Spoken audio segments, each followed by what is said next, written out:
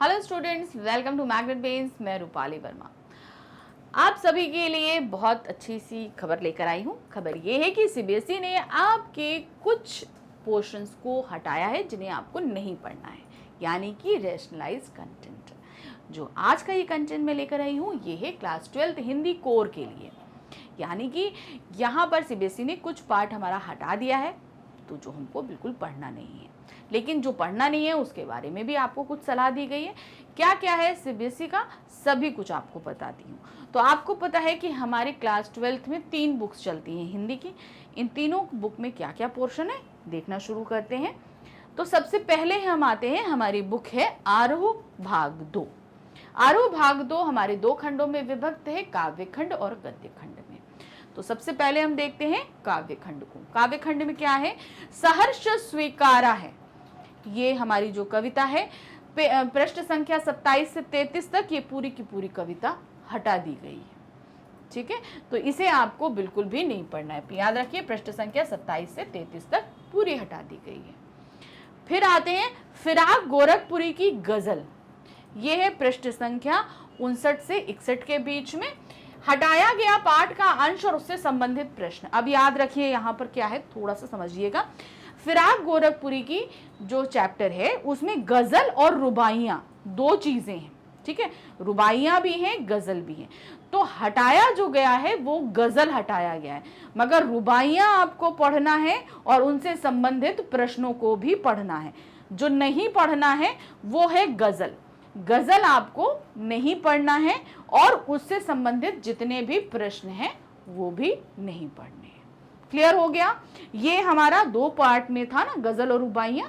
तो गजल हटाया गया है मगर रुबाइयां आपको पढ़ना है। फिर आते हैं हमारा गद्य खंड में है चार्ली चैपलिन यानी हम सब। चार्ली चैपलिन के बारे में हमें इस पार्ट में बताया गया था और किस तरीके से हम सभी के अंदर कहीं ना कहीं चार्ली चैपलिन होता है, ये सब था। तो ये पूरा का पूरा अध्याय प्रश्न संख्या 118 से 127 के बीच में से हटा दी गई है।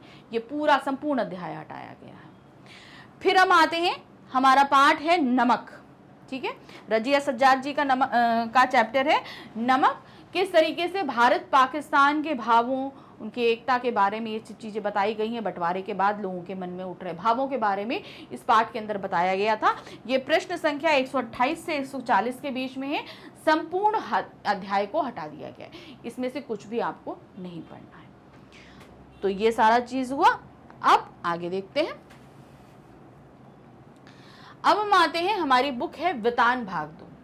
वितान भाग 2 में से एक अध्याय हटाया गया है, डायरी के पन्ने। एन फ्रैंक की डायरी है हमारी, ये पूरा अध्याय हटा दिया गया। एनी फ्रैंक जो है, जिन्होंने क्या कहते हैं द्वितीय विश्व युद्ध के बाद किस तरीके से नाजियों ने यहूदियों पर अत्याचार किया था, ये सभी जो है पूरा का जो लिखा था उनकी डायरी, वो पूरा पाठ था इसके अंदर। ये पूरा पाठ हटाया गया है। प्रश्न जो हमारी क्या कहते हैं पेज नंबर है 53 से 78 तक का लिए पूरा का पूरा अध्याय हटाया गया।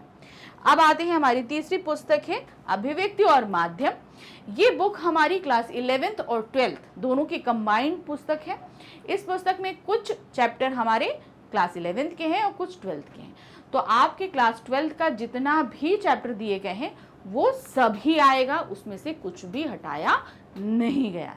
तो ये सारा का सारा आपको पढ़ना ही पड़ेगा।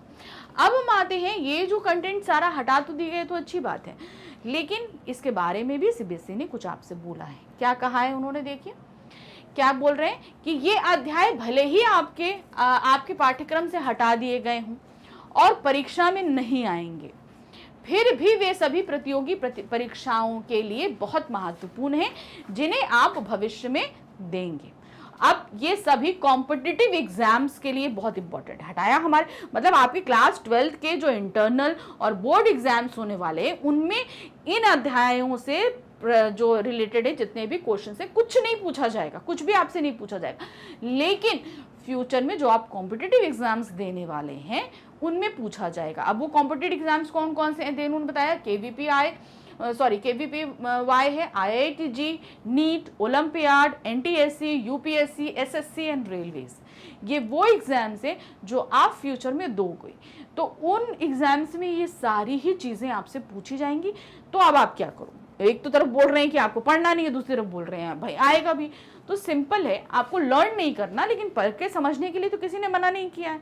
सिंपल क्या करना है, आपको ये पूरे पूरे चैप्टर्स पढ़ने हैं, अच्छे से समझने हैं, और जो आपके काव्य खंड में दिए हैं उनको पढ़िए, उन दोहों, चौपाइयों, कविताओं को समझिए, और साथ ही उनके अर्थों को भी पढ़िए। यानी कि आपको पता होना चाहिए कि आपके सिलेबस में क्या क्या चीज़ें हटाई गई हैं, लेकिन पढ़ना ज़रूरी है। तो बस इस न्यूज़ के साथ थोड़ा सा एंजॉय कीजिए कि इस पोर्शन को आपको नहीं पढ़ना है, लेकिन साथ ही हमारे चैनल को लाइक, सब्सक्राइब, शेयर ज़रूर कीजिएगा। Thank you for watching, bye bye.